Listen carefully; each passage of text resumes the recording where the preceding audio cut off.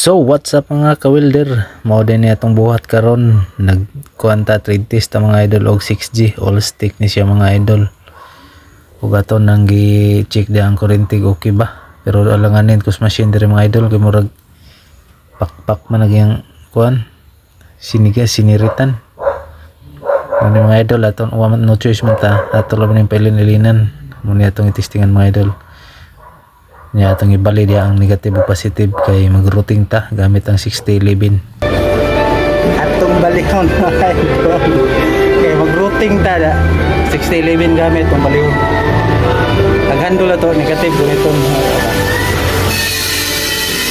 Ug karon mga idol kay okay naman, atong ipa-check diri ang atong gi-fit up sa assessor nga ready to kuan na ta weld mga idol. Ug karon kay ready naman ato na ning siraduhan kay nay siguradong nay maritis dinay mulili.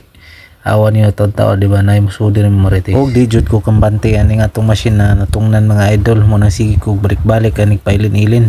Og diyan nang nagtudlo-tudlo na to mga idol, may shong wa way shong wa ina ni bay o yan ali wa shong wang kung tili kong nang butiki. Pero ang tinuod mga idol, estudyante na sa TISDA, pero ato gyapon paminawon niyang suggestion para way dagang langan mga idol ba, pero kitang mas nakahibaw diha sa atong ibuhat mga idol.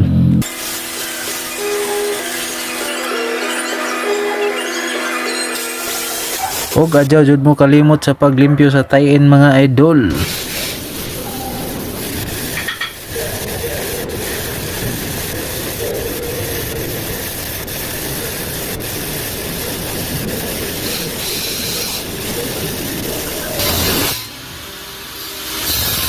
O gani anasab ang mga commentator nga estudyante mga idol, singwang wang wa tidi kong nang butiki.